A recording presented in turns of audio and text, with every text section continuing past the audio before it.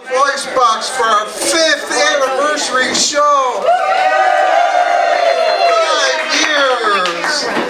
5 years possible because of all of you. Thank you. Thank all of you. You make this possible. And a lot of you are good storytellers.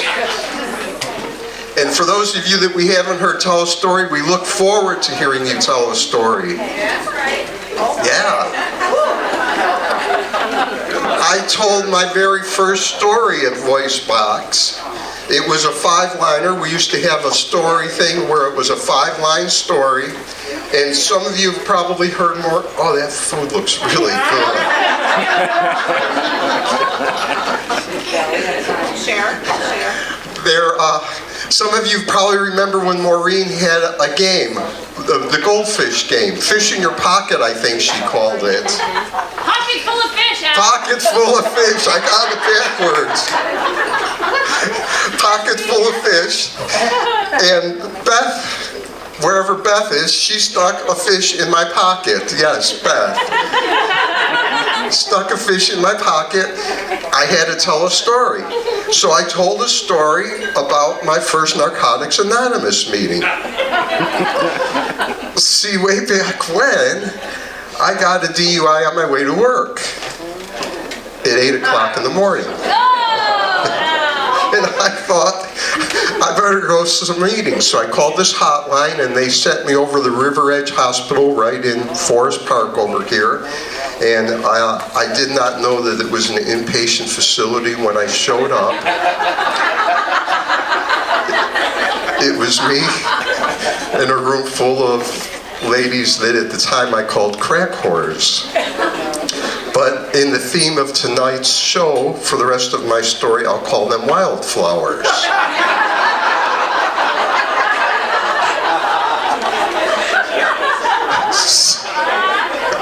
So I'm in this room full of wildflowers, and we're sharing our stories, and I go up and I tell my story about how I smoke marijuana from morning to night, nonstop. And they thought this was the funniest thing they ever heard, that anybody could have to go to meetings because they smoked marijuana. And we went on break, and I just left because I knew if I didn't leave, they would have me muling their crap to them the next week, and I thought leaving would be the best thing. So this was the first 5-line story I told here at Voicebox. Thank you for letting me relive it for your entertainment.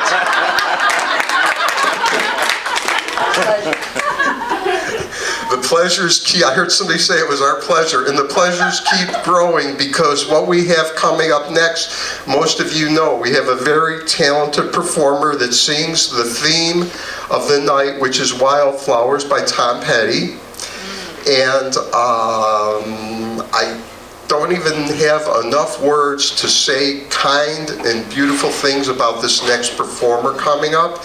So maybe some of you could just pipe up and scream some beautiful words out, like talented, beautiful. Rock star. Awesome. Rock on it. Fucking amazing. Amazing. Everybody just scream them out at once. Make some noise. Stomp your feet. Put your hands together. Start letting her know that you love her. Make some love. Coming up to the stage is Kathy Richardson. Let her know. Let her feel it. Thanks, Al. Thanks, everybody. Thank you so much. 5 years at Voicebox. I can't believe it. 5 years. 5 years! We like the kick! Yes, we like the kick!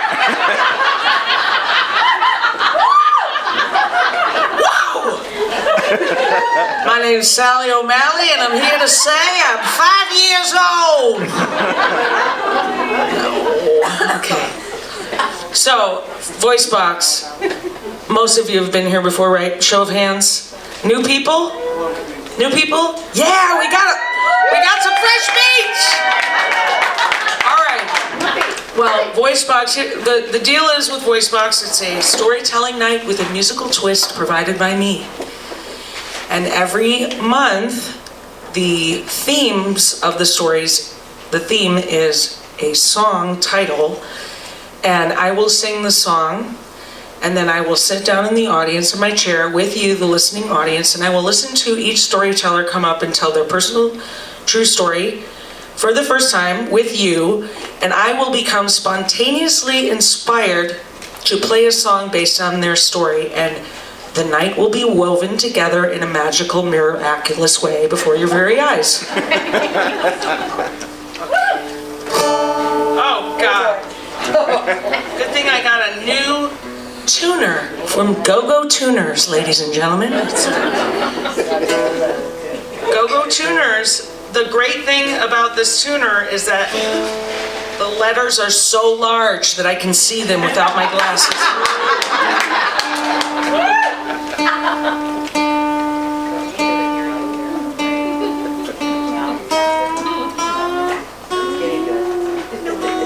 Yeah, I was turning the wrong peg for a second there. It's all good. Yeah, somebody else usually tunes this for me. I just want you to know. All right, so the theme tonight is Wildflowers by the late, great Tom Petty. And now I must bring to the stage the woman with a hat that is better than mine. And she's the one who created this crazy idea and made it all happen, and she's made so many other amazing things happen since she moved here. You belong. How many years ago did you move? 10 years ago? How long? I moved here 8 years ago. 8 years ago she moved here, and she changed all of our lives. Give it up for the amazing Maureen Muldoon. Kathy Richardson, who accepted my pitch. And I told this story before, but we met, and I heard her voice, and I was dumbfounded, and I said to her, my dad died, and my dad was a big storyteller, and I was like, I like storytelling, but like, storytelling without music is like dry humping. It's like peanut butter without jelly. It's like, why would you do that? Why would you suffer through all of these storytellers without a little music to wash it down, right? And then to know somebody who was like this talented, like, I was like, could you play between the stories, you know? And you said you said the reason I'm saying yes is because your email came at 444. Really? Yes. That's true? Yeah. Wow. I probably still have that email. You're like, you can't see it, but it came in at 444, and that's the time it came in, and so I will say yes to this because 444 means it's the angel number. It's my angel number.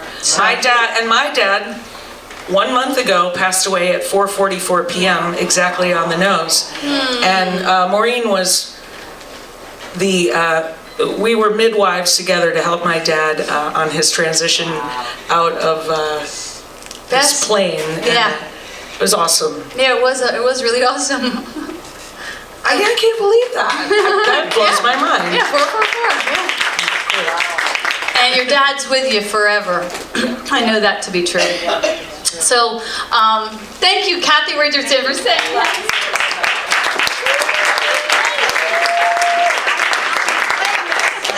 So we have great storytellers tonight, and hopefully you'll be a storyteller this year. If you just want to sign up over at the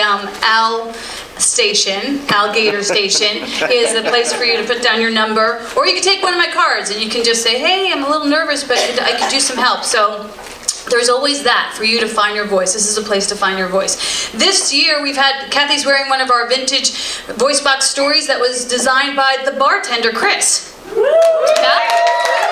And this year Chris designed a new t-shirt, 5 Little Birds for 5 years. Isn't that sweet? I know, we have so much talent in our community. And he just texted me on Sunday. He was like, we need a new t-shirt. Are you up for it? And I was like, yeah, whatever. And he was like, I got it. And boom, they showed up with this. He's like the elves of the shoemakers behind there. Plus he makes a fucking good drink. I mean, what more could you want? Thank you, Chris. So,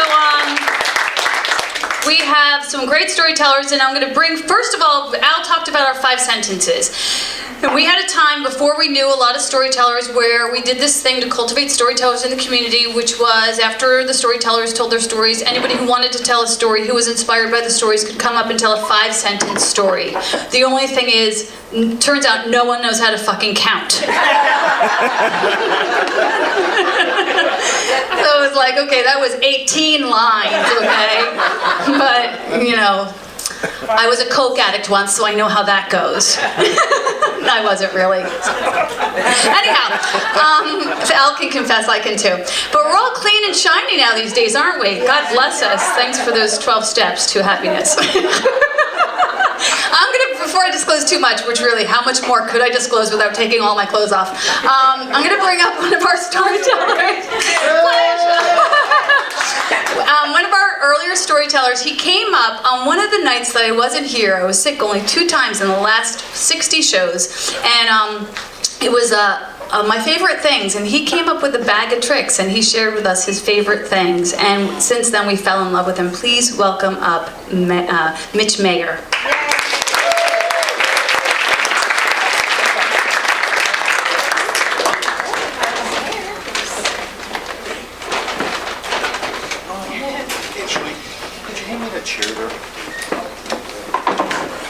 Props.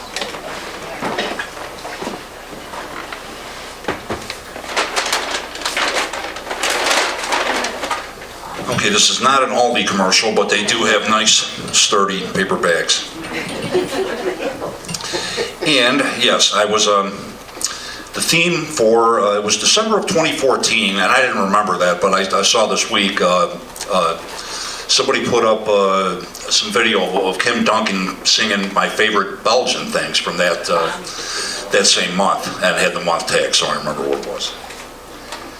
But anyway, I took the theme literally, and I brought a few of my favorite things, which basically is a little bric-a-brac from around my music room and stuff that from a couple of junk drawers, because one isn't quite enough.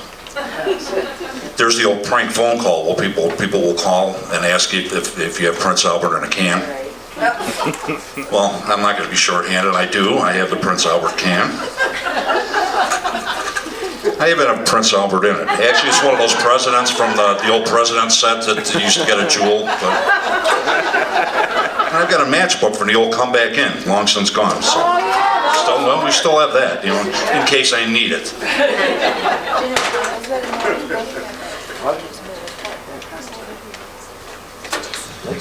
Moving right along here, we have, I seldom use these, but I have them, my miniature guitar amp collection. You've got the little Marshall, you've got the little Fender, and you've got the little Dan Electro. It looks like an old retro radio. But that's actually the best one out of the bunch here. Let's see, and I do still have this. I kept it, I think it looks a little like Maureen, don't you? I have a trapeze tailpiece from an old harmony guitar. They call it a trapeze because it goes like this. I have one of these harmonicas, which I don't really play, but it's the one with the bucket. It's with the button on it. It's the Stevie Wonder type harmonica, chromatic, where he plays in fingertips.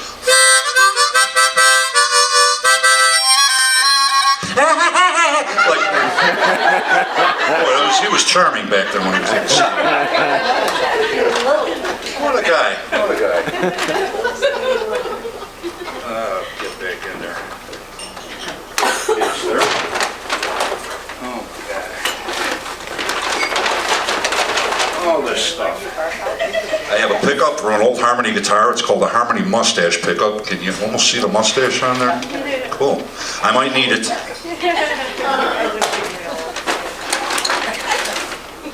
Shoelaces, more shoelaces.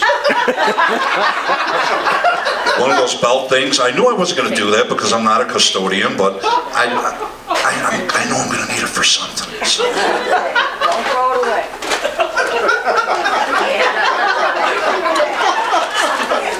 Yeah, even your man. Brass-plated fucking paper clips, huh? These actually improve my life.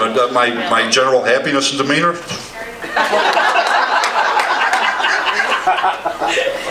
watch. All right. Me too. Another harmonica.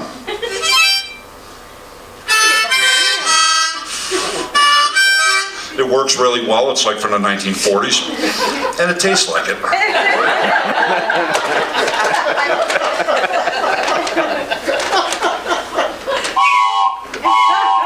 Guess what? It's a drink.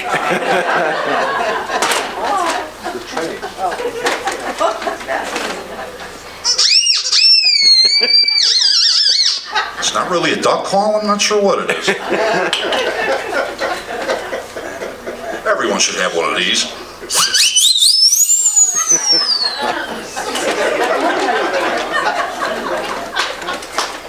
Got your wooden slide whistle.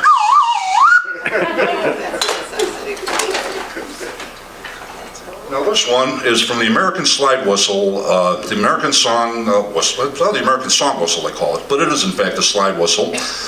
Made in Chicago, close to my old neighborhood, near 45th and Pulaski. And it's the same one that they used in the radio for years. Nickel plated.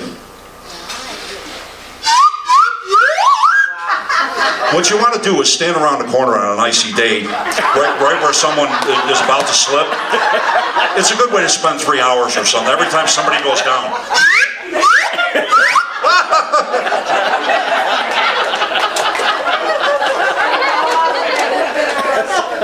Now, this one I like actually a little better because it's a little more high-pitched and annoying.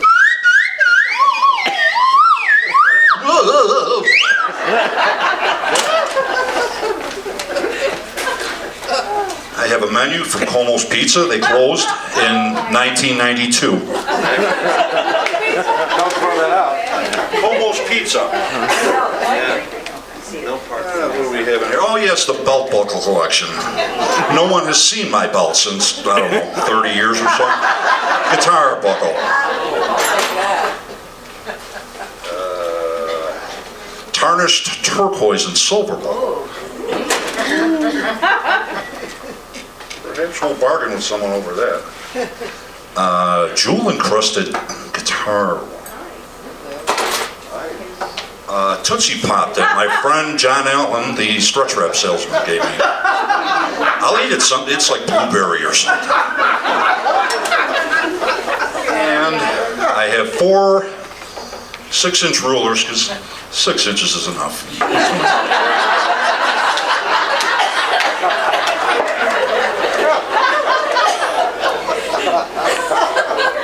Anyone can have a kazoo. This is a trombone kazoo.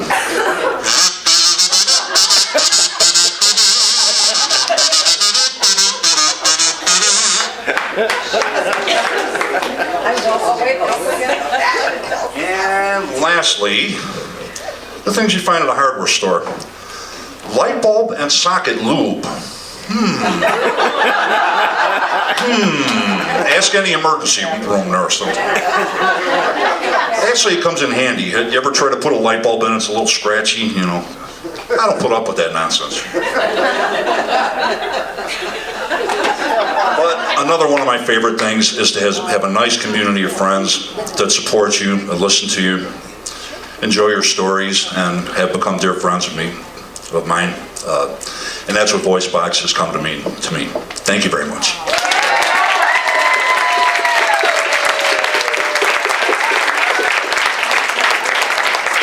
Mitch the Mayor brought back some of his favorite things. Selling any of it? Are you selling any of it, Rick? No, that's treasure stuff. You got to hold on to that. So Save it for another 20 years. see that? So we have a storyteller who was here actually on the other night that I was sick, so I didn't get to see him tell a story yet. But his name is Raymond Lutkowski. But before he comes up, I wanted to tell you something about our good friend Mitch. That, since we've been coming here for 5 years, you can't help but fall in love with everyone. And we become more of a community than just a couple people sitting around telling stories. And the story that's happening right now at Mitch's house is that his wife just got diagnosed with cancer. So as a community, we wanted to pass a basket of blessings, if you want to put a blessing or a buck or whatever you want to put in there to support him. a kind note, your own story of getting through or a wish for him, it's going to go around the table. So when it's at your table, take a moment to consider what you want to give back. And that's what I'd say about that. Mitch Mayor! And then you're probably all wondering about my hat. When I came here from Los Angeles, I was so starved for self-expression. I didn't know anyone. And I was like, I'd get on the phone with my sister and I'd be like, I don't know why we moved here. I'm really sad and I don't want to cry in front of the kids.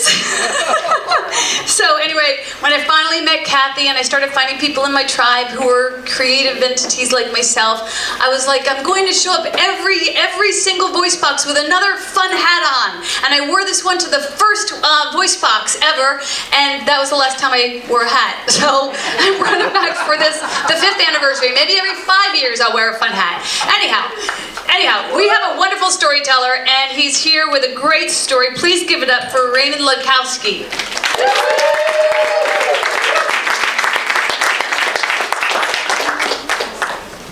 Great to be back, thank you. When I heard the song Wildflowers, I thought of something that is more than you expect, something unexpected, and something that someone that has some way been untethered, like a child, you might think of. And that made me think of my friend David. And the first time I saw David was in the early 70s, and it was at a school psychologist meeting in Milwaukee. And the reason I noticed him is because the rest of us had suits and sports coats on, but he had a short sleeve shirt on. And he was a burly fella, and he was what we used to call a no-neck. So his head sort of went into his shoulders. And he had a white t-shirt on that went up to where his Adam's apple should have been. And he had a Fu Manchu mustache. And when he asked a question, it was like Luca Brasi with a high-pitched voice. And I thought to myself, mobster. You got a mobster psychologist here. And I looked at the fellow who was next to me and I said, who's the mobster? And he said, He said, he's probably the foremost play therapist in all of Milwaukee. And I just, was surprised by that. And so I saw him about 5 weeks later, and I went up to him at a party, and I said, my first impressions of him, and he roared with laughter. He was so pleased by that. And then he shook my hand, and we had what I'd call, it's like a micronistic fission or something. And we became friends on the spot. And after that, we started looking for things to do together. And in about 3 years, we had our first adventure. Now, one of the things I learned about David over the years was that he was a person who, well before me, had a child creep into his soul, a 10-year-old boy, and it never left. He just was delighted with things and how they occurred, and easily saw things that made him feel amazed and in awe. And I never knew that in any other person, especially at like about 40, 45 years of age.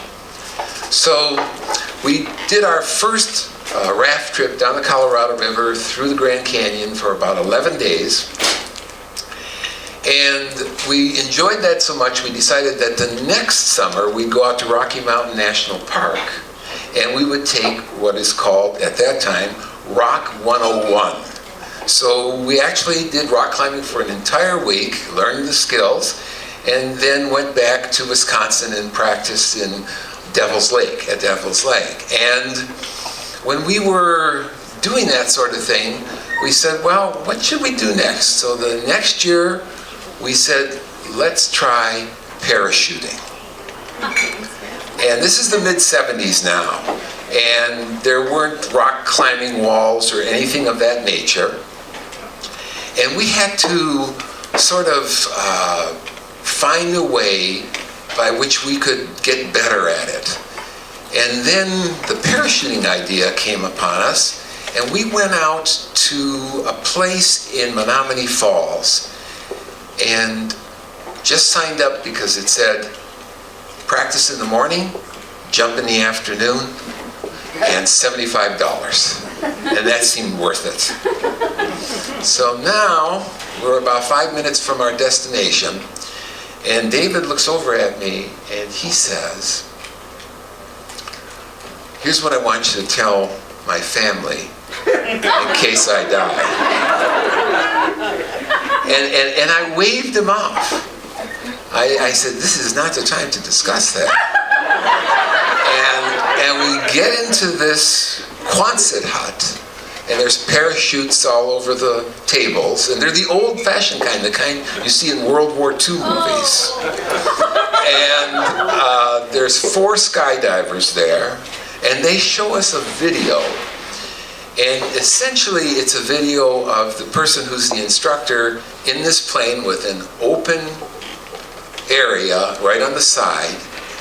And instead of jumping out, what he does is he climbs on the wing. He takes a grip on the left, puts 2 feet onto a strut, puts a grip on the wing, brings his hands down for another grip on the wing, and then he just throws himself backwards.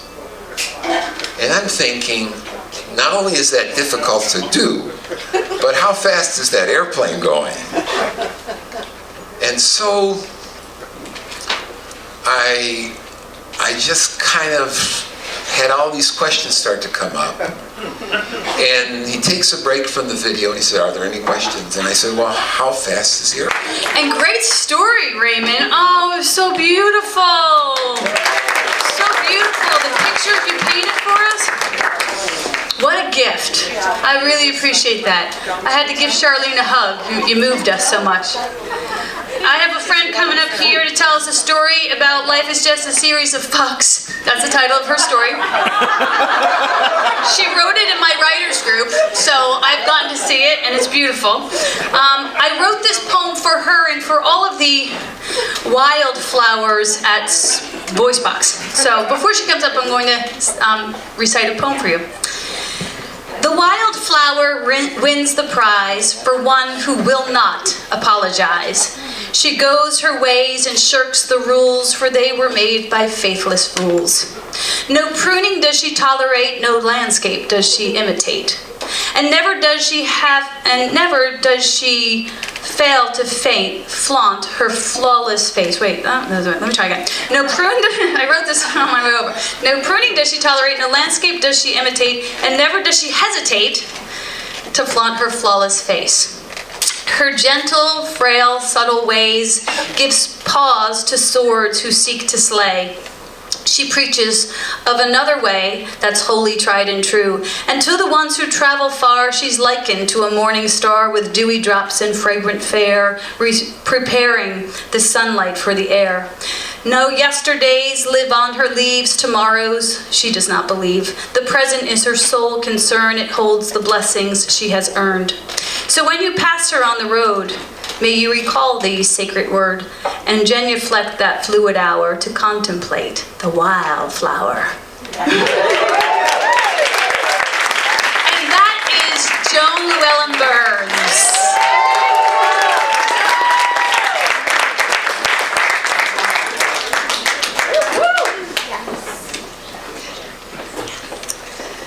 So, my story is called Life is Really Just a Series of What the Fuck. Now, I'm not trying to be a downer, I'm just trying to state some facts here. So, if you think about it, you can think about back to when you were a toddler. You were just basking in the glow of your mother's attention, and suddenly a little interloper appears. This mysterious creature screams, and your mother runs and picks her up. She feeds her, she cuddles her, she loves her. And then you scream and you get scolded. You just can't figure out what's going on. If you knew how to say what the fuck, you certainly wouldn't have. The next thing you know, you're getting ready for kindergarten. And you are told that kindergartners don't suck their thumbs. that wonderful self-soothing method. Take it away, kind of like being thrown in the deep end of the pool and told to swim. Maybe you can get away with it while hiding under the covers in the dark of the night. But now you know it's babyish and it's forbidden. Who makes these stupid rules? What the fuck? And then you are in elementary school, picking teams for the dreaded gym class. The unlucky, uncoordinated souls, like myself, know this is a special kind of torture. You're standing still with your arms stiffly at your sides, desperately trying not to look desperate, as you watch every other child pick before you. The refrain of, please don't pick me last, please don't pick me last, over and over in your head. Humiliation engulfs you as you put your head down and walk to the team that does not want you. They even picked the kid with a cast before they picked you. What the fuck?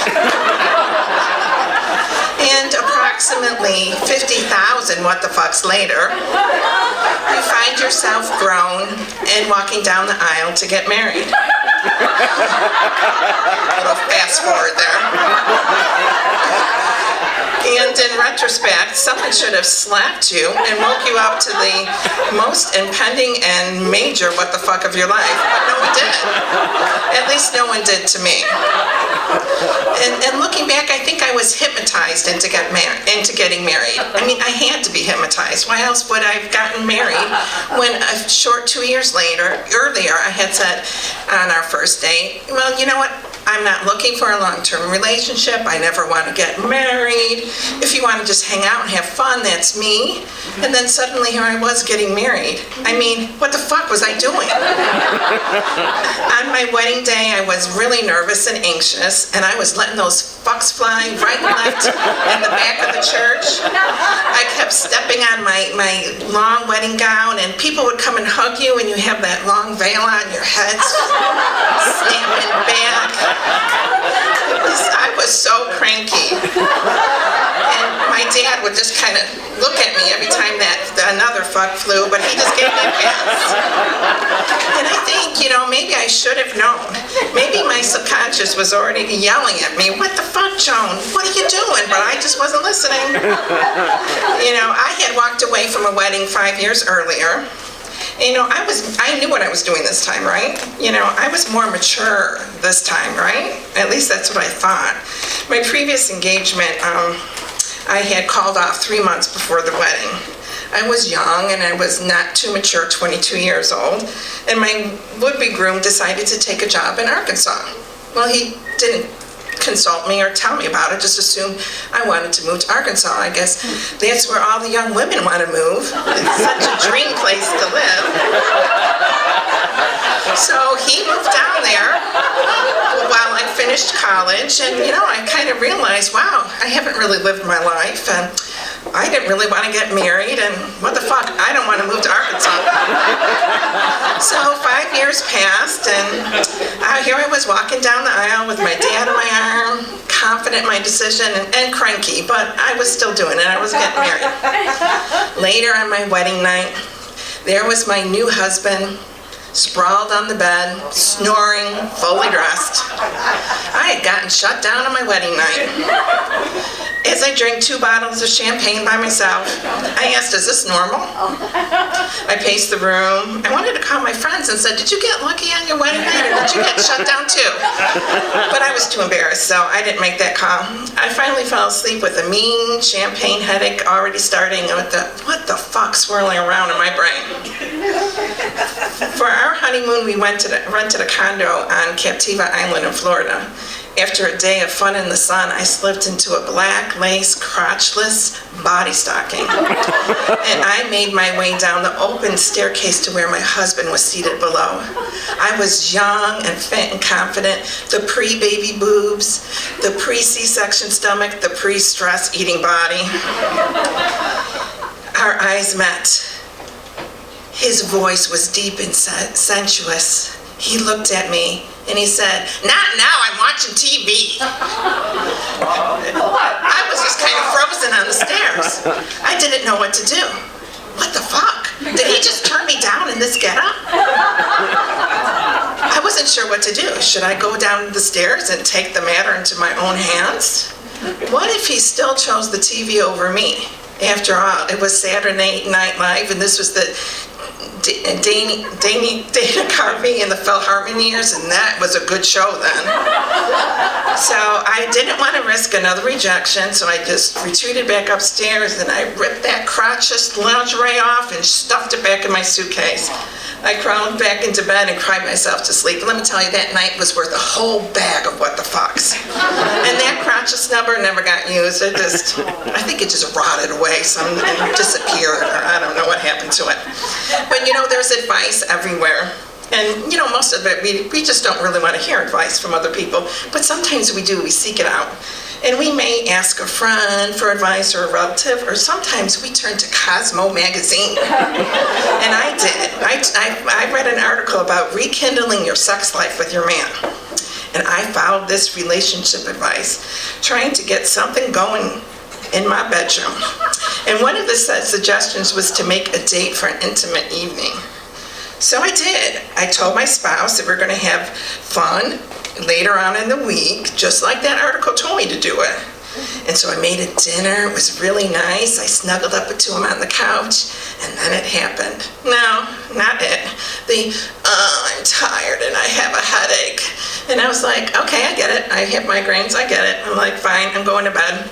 About to fall asleep, and in walks himself, and he's like, I'm going out to the bar with the friends. And I was like, what? What the fuck? What the fuck is right? Exactly. But you see, I wanted a baby. I wanted a family. So you know what? I became a sex demander. You know, this kind of sounds hilarious when I say it, you know, because I demanded sex. And it is sort of funny, but it actually reminds me of how sad that time was and how, you know, worthless I felt. But you know what? I was fucking determined to get a baby out of him one way or another. And but it wasn't easy for me to get pregnant. My body was not cooperative. And what the fuck? All around me, there were 15-year-old kids pregnant with babies everywhere I turned. I'm like, it was a big what the fuck. And so it took quite a while, and then I had success. And then, well, that didn't last long. I had a miscarriage.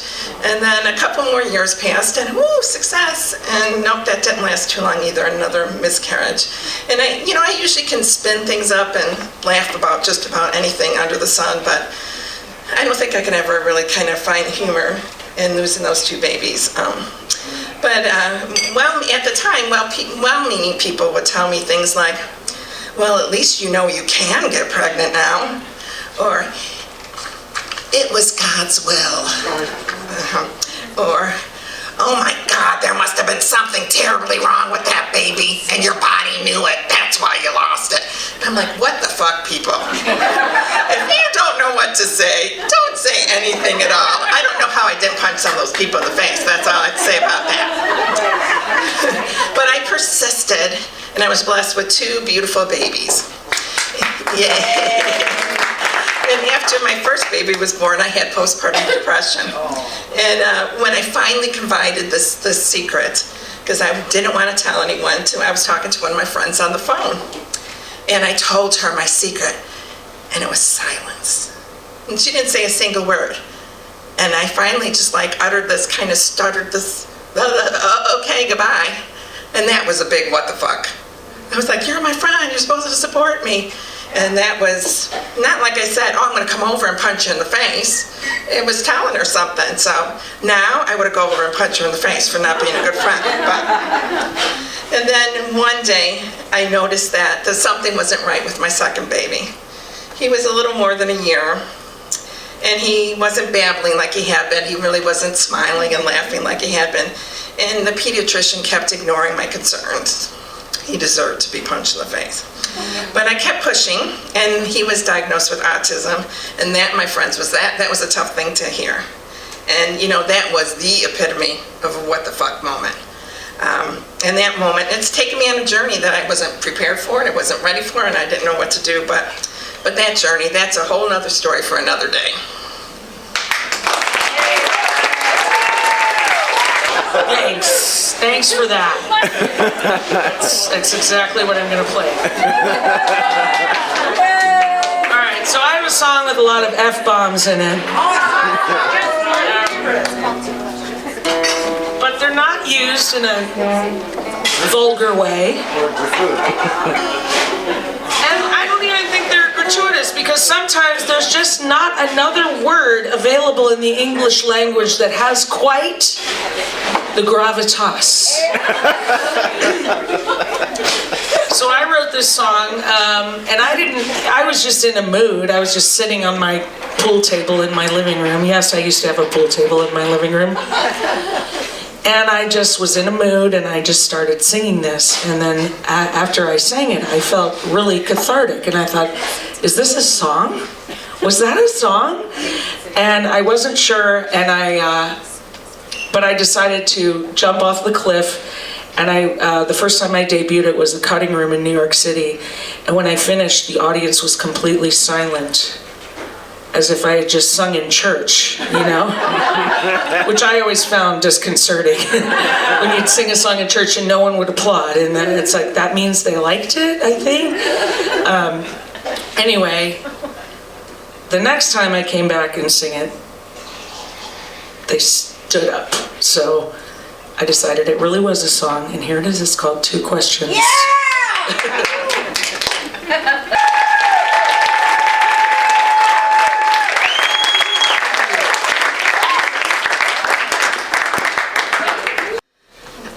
It felt like everything inside of me was crumbling down. While in my mind I knew I was doing just fine in my life, I couldn't shake the voices that surrounded me on the outside that told me that I wasn't living up to people's expectations of me, that no matter what I did it wouldn't be enough, and that somehow I would always end up being a disappointment to someone.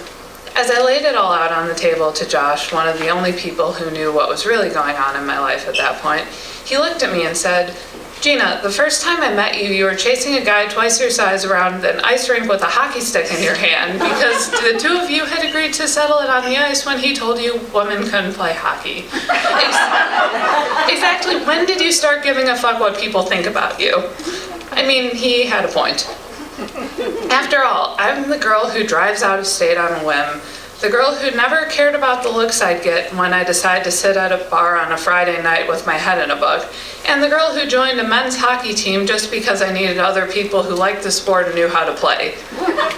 Needless to say, if you looked at how I lived my life until that spell of depression, it was pretty apparent that I'd been living my life in ways that made me feel alive, even when it didn't necessarily make sense to the people around me.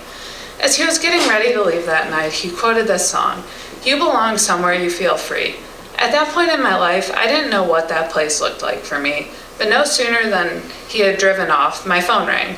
It was my friend Anna, who had moved to Leon, Nicaragua about a month prior. We caught up for a bit and talked about her new life there and how free she felt being in a place that she didn't know. And as someone who's always had a love for travel, I had to wonder, would making a move like that or going somewhere completely foreign to me be the difference I needed in my life? Would that be what it takes to recenter myself and get myself out of whatever funk that I was in at that point in time?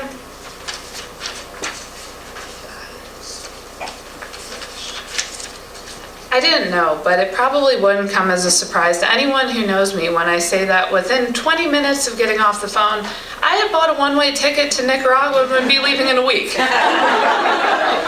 I didn't know how long I'd stay for, or what I'd do while I was there, or even what I was looking to find, but I did know one thing. Something about booking that flight just felt right, and with how things had been going, it was the first thing that had felt right in a long time.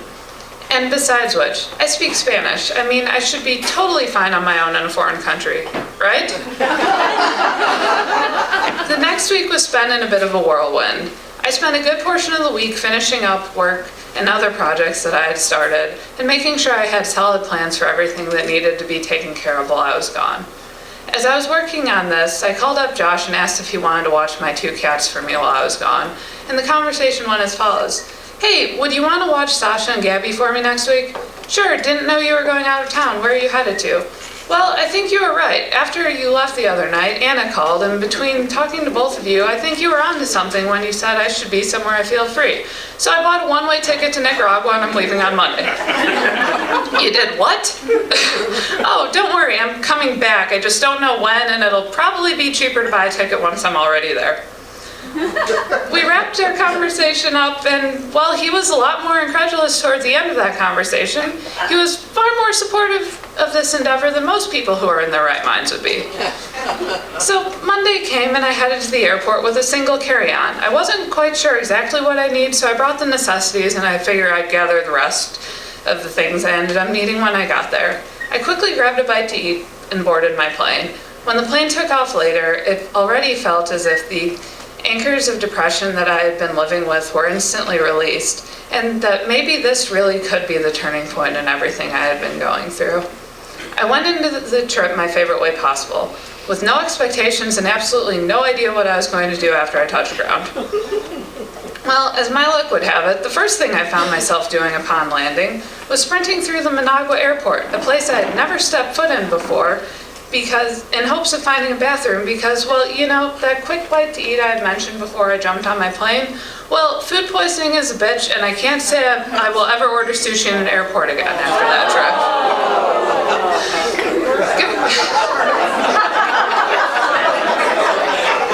Given the great start my trip had gotten off to, I decided that I was going to stay in Managua for a night or two and to gather myself and recover. Because something about food poisoning made a 3-hour ride on either a motorcycle or a pickup truck on mostly dirt roads seem a hell of a lot less appealing.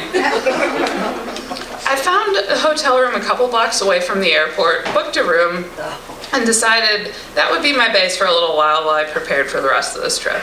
I called Anna to let her know I got in safely and left a voicemail on her phone that went something to the effect of, "I'm here and in one piece, but I won't see you for a day or two. I ordered sushi at O'Hare and I'm not braving the drive to you until I'm not violently ill."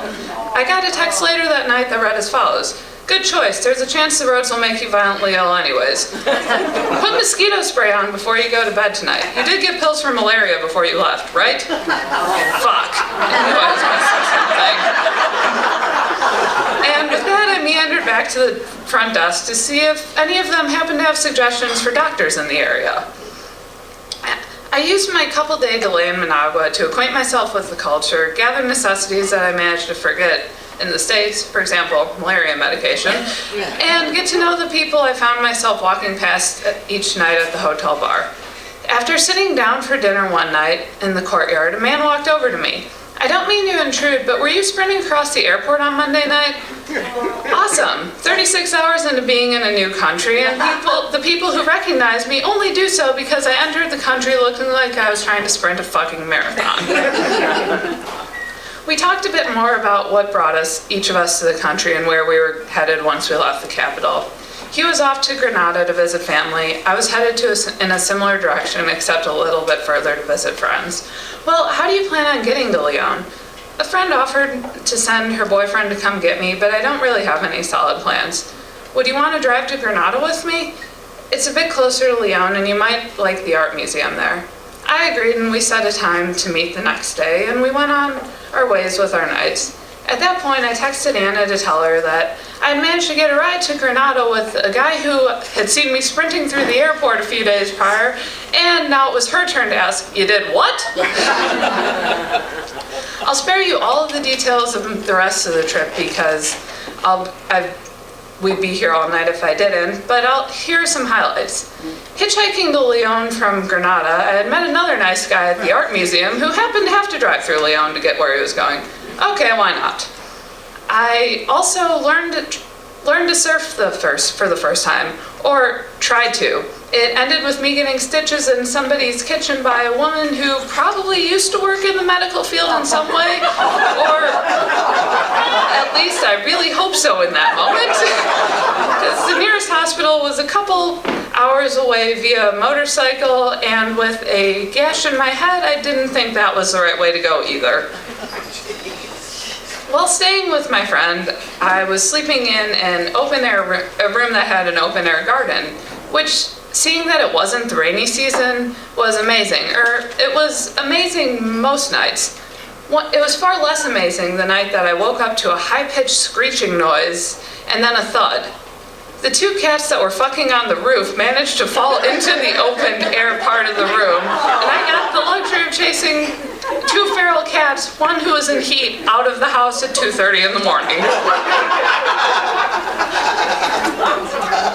Although these may be some of the most prominent memories of the trip for obvious reasons, there was a lot I got to experience prior to deciding to book my flight home about a month after my arrival. I was able to learn a great deal about the culture because I was immersed in it. I had the opportunity to get to know a lot of the people I came across as I was hiking, swimming, and otherwise making my way around the city. And most importantly, I was able to find the time I needed to think about my life and explore what had put me in a place where I felt like I had to leave the country on a week's notice with a one-way ticket in the first place. For me, the most freeing part of this entire endeavor was the fact that each day I woke up with no expectations. I didn't feel like I had to be anyone other than myself, and I didn't feel like I had to edit who I was to be truly welcomed. While thinking about that, I realized something. That's what drove me to my spur-of-the-moment one-way trip in the first place. I felt like I had to be what everyone else thought I should be, and I wasn't really paying a whole lot of attention to where I actually needed to be rather than as compared to where other people thought that I should be. Upon going back, I decided that I wouldn't let those expectations crush me to a point where I felt like I had to leave again. And that was a freeing decision. I'm not saying that everyone who feels stuck should hop on a one-way flight to a foreign country, but I am saying when you find your freedom, you're often the most happy, so find it in whatever ways works best for you.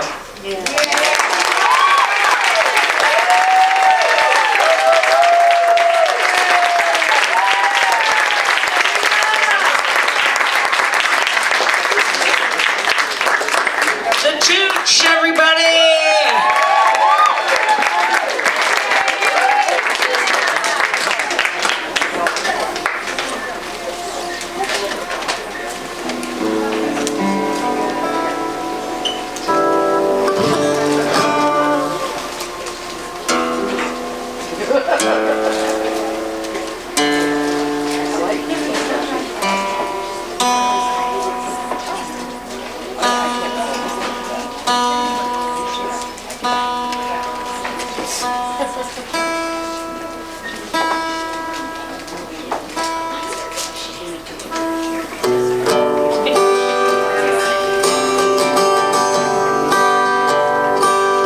Busted flat in Baton Rouge, waiting for a train. I was feeling near as faded as my jeans. Bobby thumbed the diesel down just before the rain. Roll us all away in New Orleans. But I pulled my harpoon out of my dirty red bandana, and I was playing soft while Bobby sang the blues. Windshield wipers slapped in time. I was holding Bobby's hand in mine. We sang every song while driving new. Freedom's just another word for nothing left to lose. Nothing. They were nothing long, I ain't free. Feeling good was easy, Lord, when Bobby sang the blues. You know, feeling good was good enough for me. Good enough for me and Bobby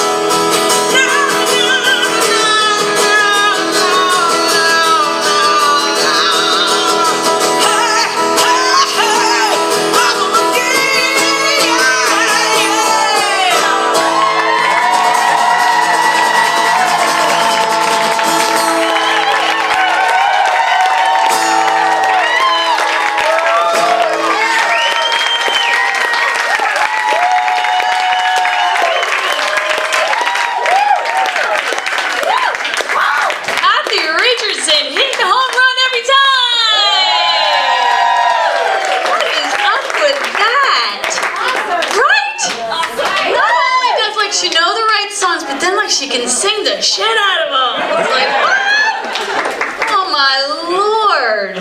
Thank you, Kathy. That was awesome. We have a good friend of Voicebox here tonight. He's been telling stories of us for a little while, and he's a great guy. He's a great storyteller.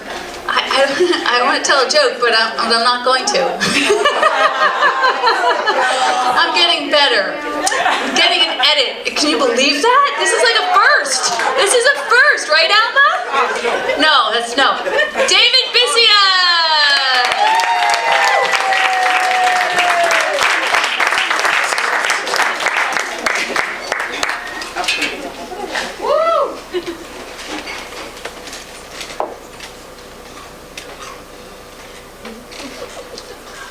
Smiley, not her real name, said she wanted to live in a place where there were flowers and trees. Smiley lived in New York City, but wanted to live anywhere else, particularly in a place where there were flowers and trees. This is why I hate New York City.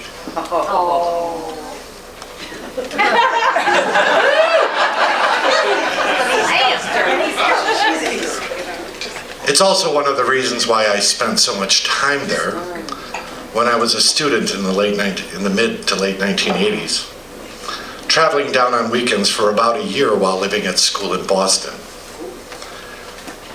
I have not been to New York City for a few years. I was there shortly after 9/11 and visited Ground Zero before rebuilding had begun. I had lost a childhood friend that day, who perished following a desperate and heartbreaking phone call to his mother from high up in one of the towers. His funeral service was held about a year later in Westchester here, and was conducted with a small box that contained the only remains that were found, a small wristwatch with some skin and blood by which his DNA was identified. Having been to the top of the towers on numerous occasions while I was spending time in New York, it was rather shocking to go and see that gaping hole in the ground. But that's also not the reason why I hate New York City. Another friend of mine worked right across the street from the towers at Bankers Trust and managed to get out of her building before it collapsed later that day. She walked all the way home to 96th and Lex, all the way from way downtown, all the way up Manhattan. Took her several hours.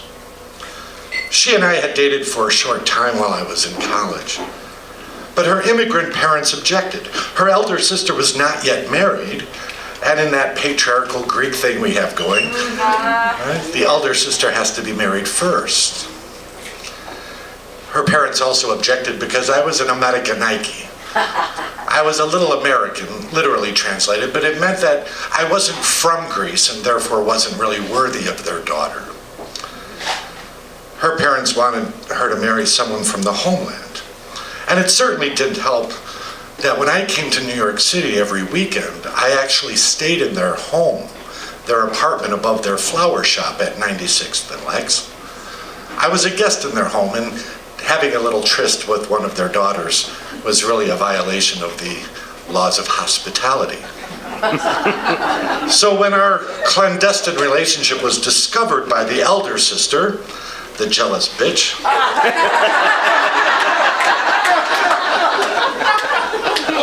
who then revealed it to her mother, who did not speak English very well, I was accosted in the family flower shop when my friend and I came back after being out all day. The lady was holding a knife, and she immediately began screaming at me, "Thakopso tolimosu, can I slit your neck?"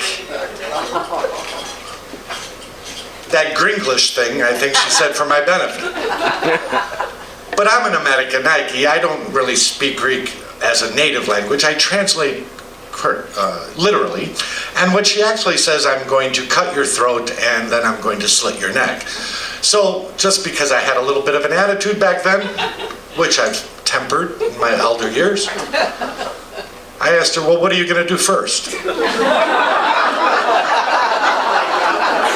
And she said, "What you say?"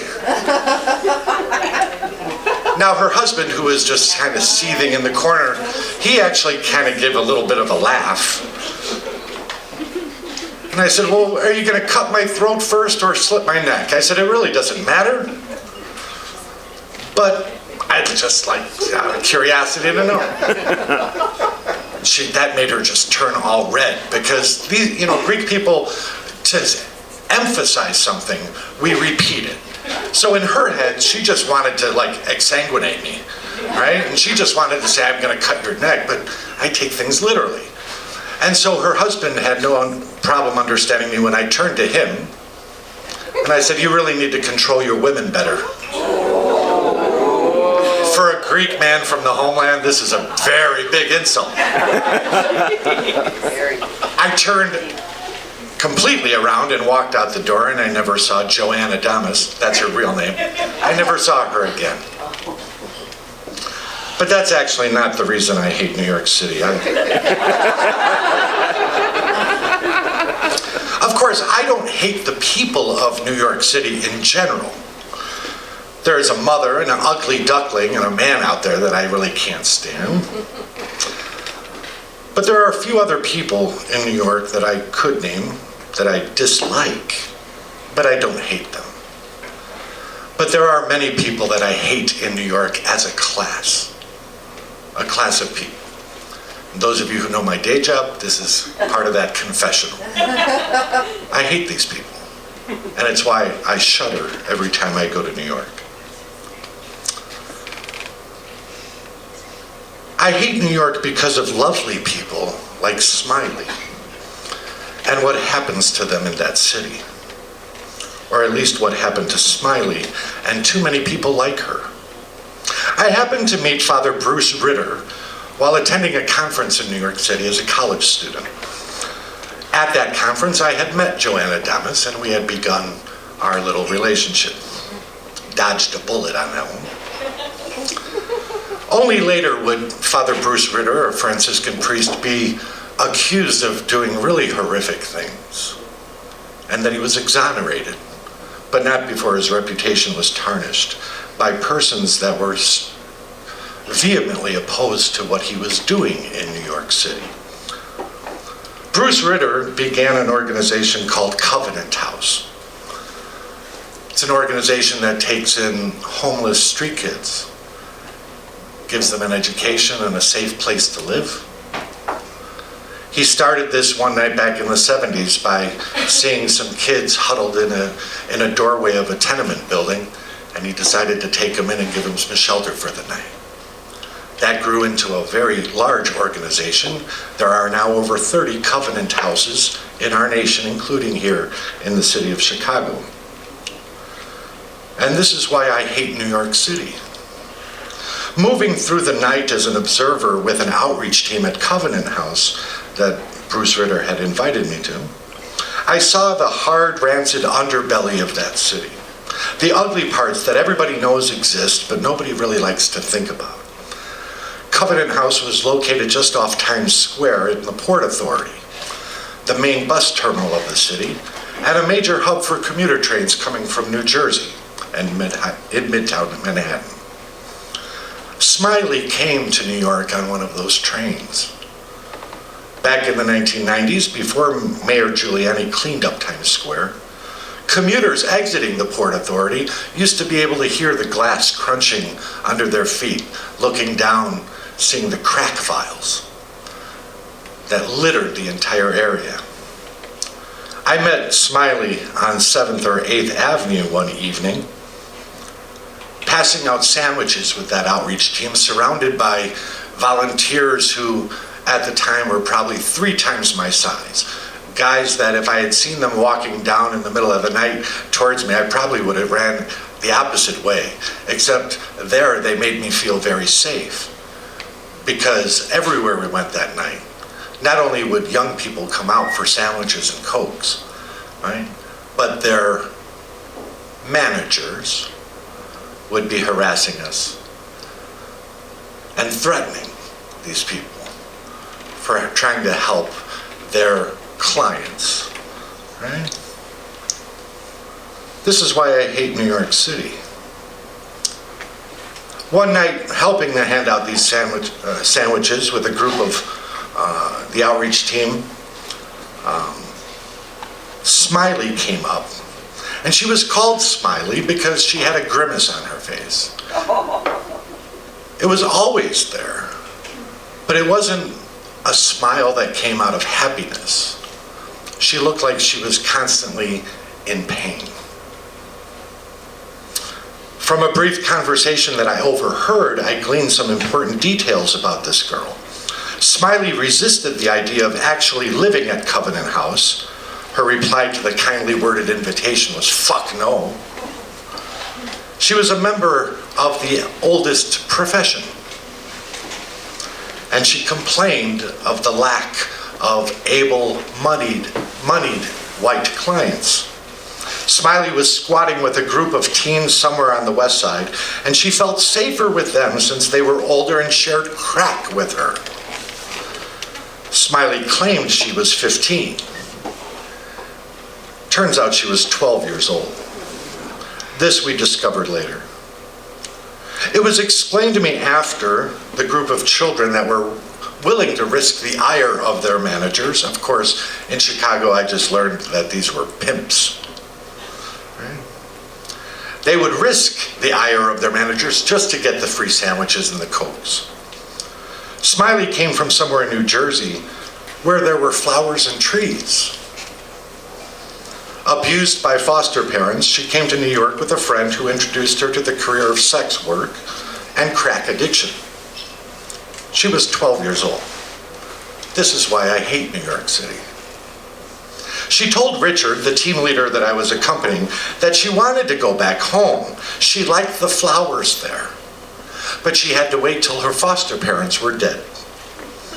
That night, we handed out dozens of sandwiches to dozens of children living on the streets of New York City.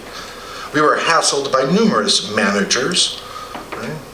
And while I met a few of the residents of Covenant House, the vast majority of street kids preferred the lives they had forged out of necessity, the instinct for survival, as well as a distrust of adults who generally, in their experience, exploited them in one form or another. This is why I hate New York. That night, a simmering hate and loathing started up in my heart. But like a moth to the flame, I was drawn back to this dark world illuminated by street lamps. I returned for numerous weekends, volunteering myself on late Saturday nights after surreptitious meetings with Joanne, claiming that my bus or train would be leaving on Saturday night because I didn't really want to worry her or her parents, knowing that I'd be out all night. I'd actually catch a bus at the Port Authority on Sunday morning just to make it back to my seminary for our Sunday morning service. I saw Smiley once again on the successive weekends I returned to Covenant. This little girl, she had a scab across her forehead. She took a sandwich from our team leader without a word when he tried to engage her in conversation.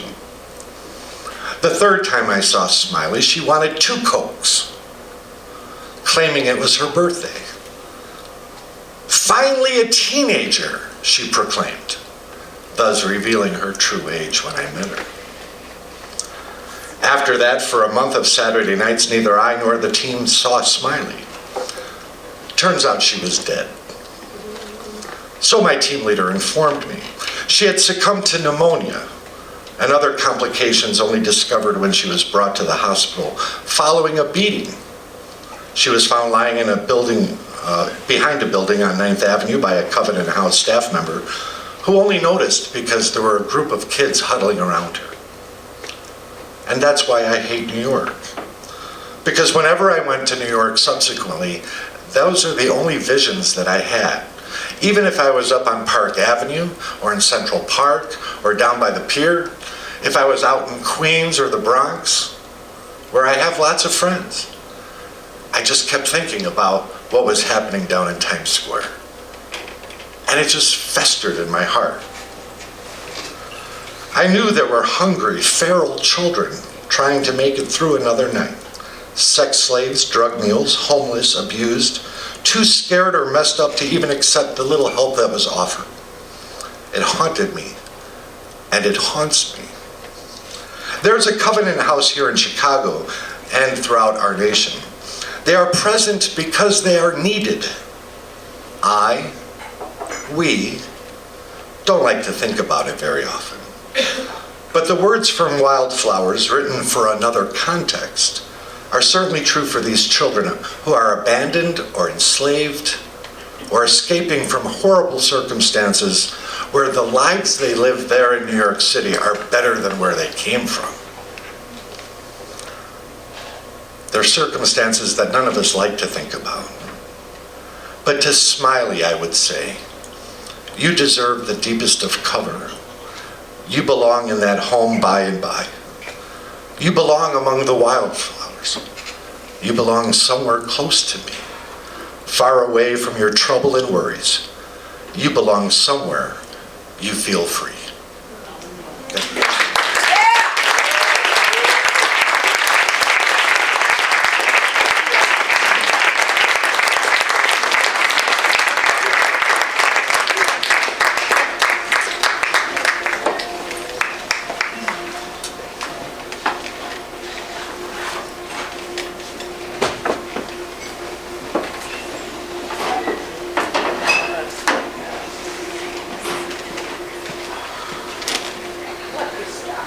That was amazing. Thank you, David. Thank you.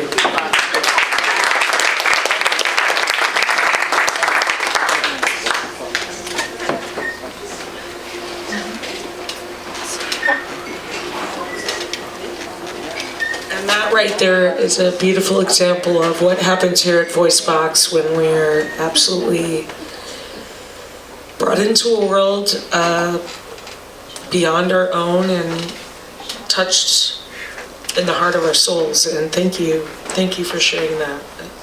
Oh shit, look at that, just sank down.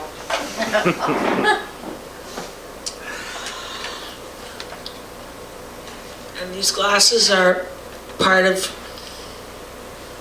the aging that is appearing before your eyes here at Voicebox after 5 years.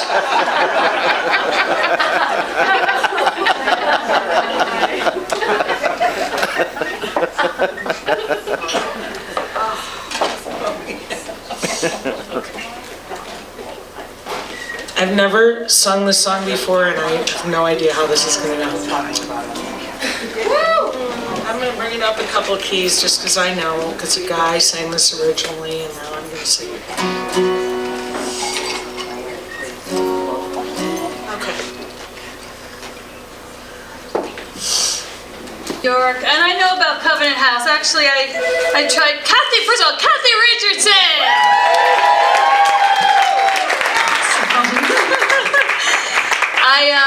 After my mom died, I volunteered at Covenant House, and I lasted 2 days through the training because they did these like play acting, and they're like, okay, so like we're gonna pretend to call you, and every time I was like, oh my god, that sounds so horrible, and I started to cry, and they're like, you're not ready.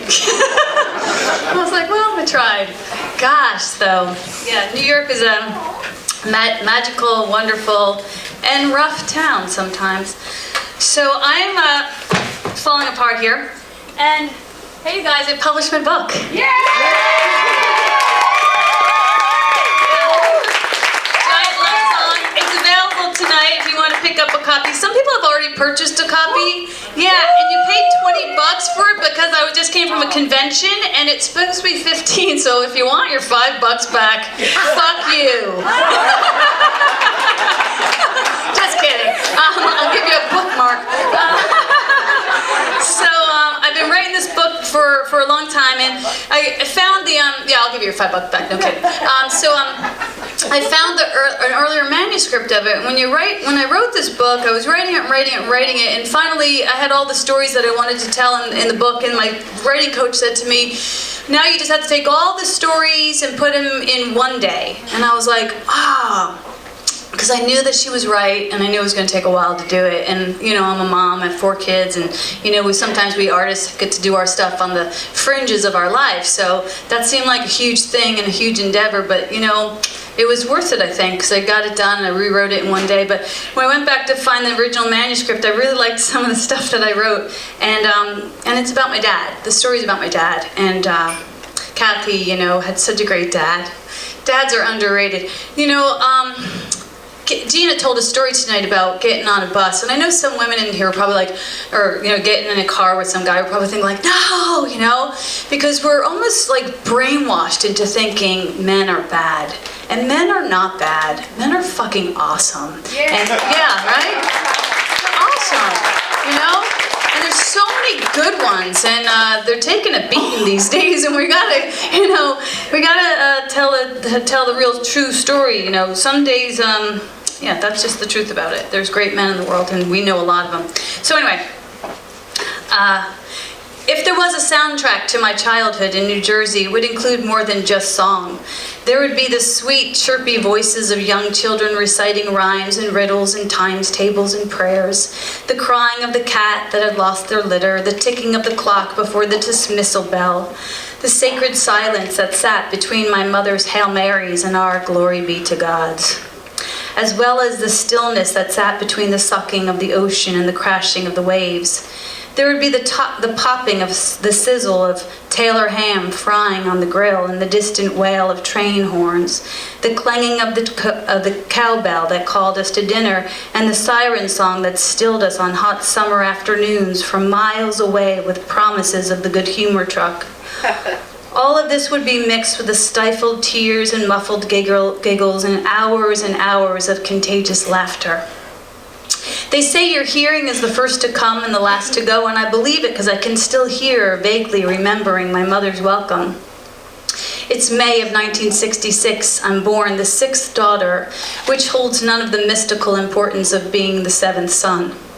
My mother's face twinkles down at me with her fair Irish skin, her high cheekbones, her almond-shaped eyes. "Hello, dolly girl," she sighs softly, as she has to the 5 baby girls who arrive before me.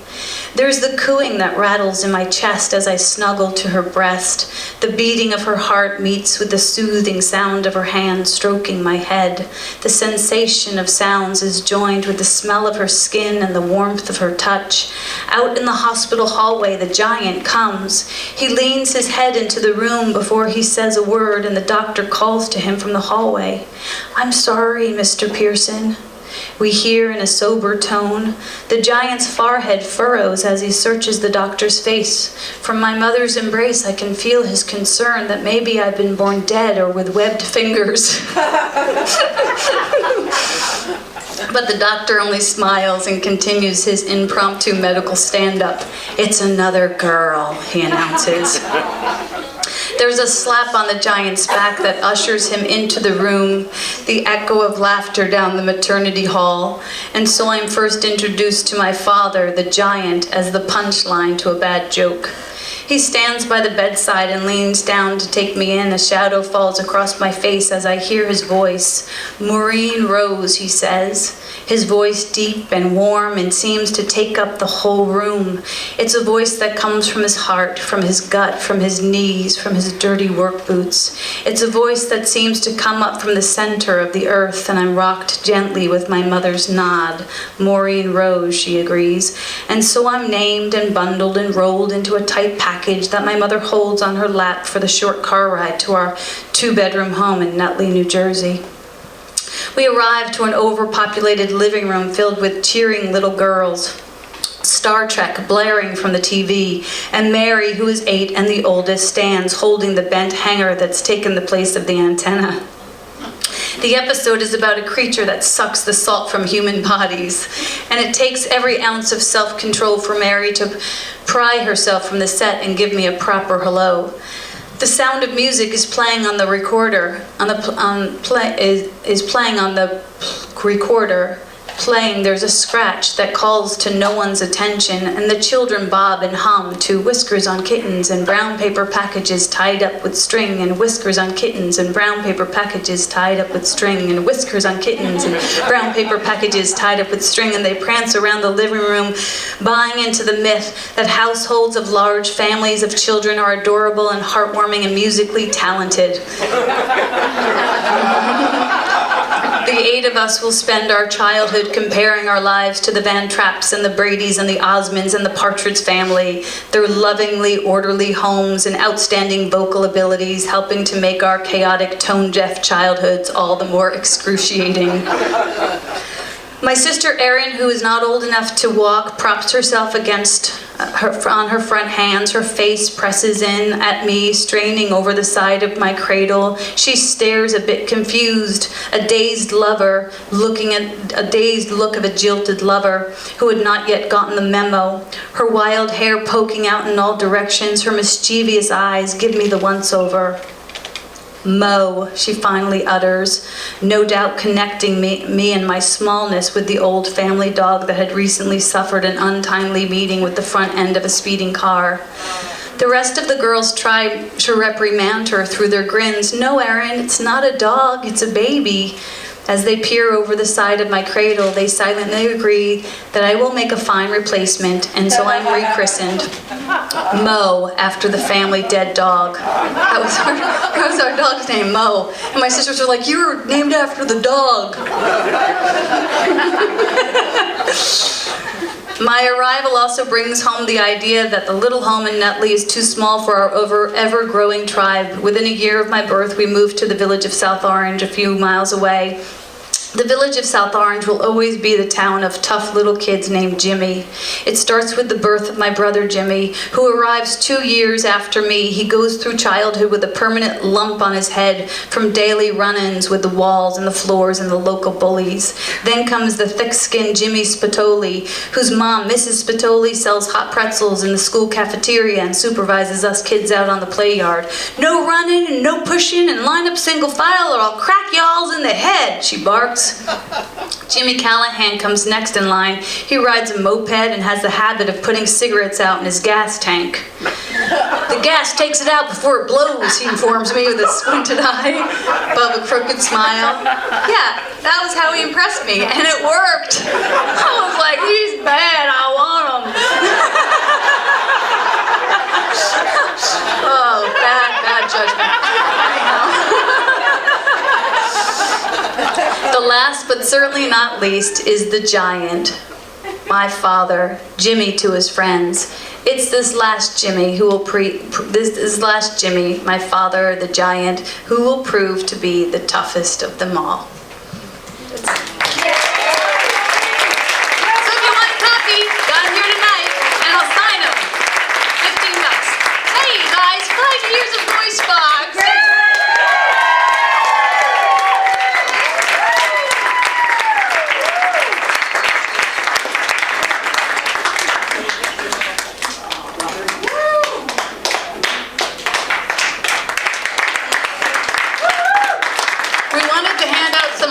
To people who have been really, instrumental. First of all, if you told a story tonight, come on up on the stage.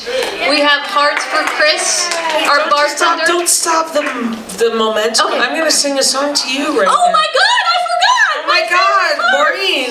Sorry. You are so special. I'm going to back away from the I want to pause for a moment and take a moment of silence for the incredible amazingness that is Maureen Muldoon, this human on our stage.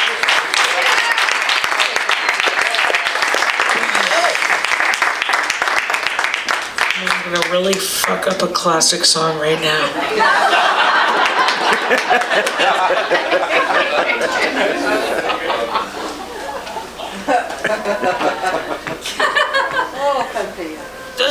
You know what, you guys? The whole entire reason that I am here every second Tuesday of the month for 5 years is because of Maureen and the incredible magic that transpires because of you and this whole event. Thank you. Just thank you. Thank you.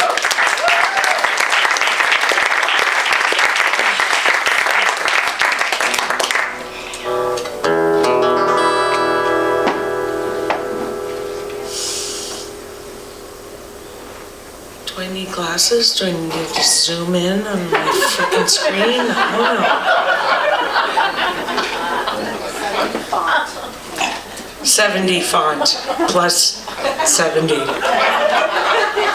Bring my glasses up here. I won't scroll through this shit. I will fucking read this. In spite of my age. Easy, partner. There's some older ones in here. Yeah. I'm bringing up a key. I just want to be. I want to just be in a good key that makes you all feel it in your nether regions.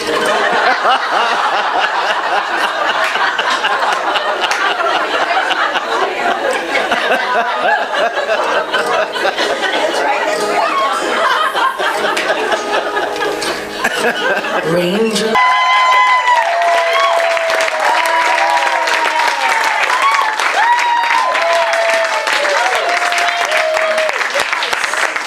Hey, this is the best night of the month. Thanks for coming out. Come back and bring your friends. Kathy Richardson from Jefferson Starship.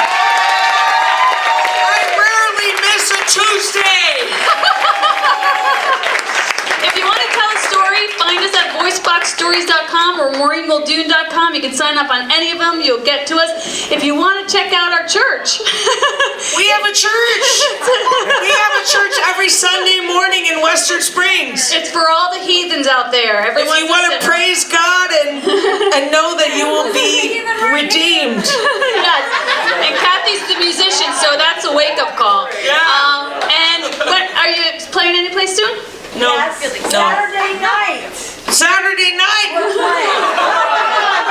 This Saturday night is St. Patrick's Day. I will be with my band, Nelson Street Revival. Yes! At Club 210 in Highwood, Illinois. Whoa! Yeah. Woo! Yeah. St. Patrick's Day. Let's be there.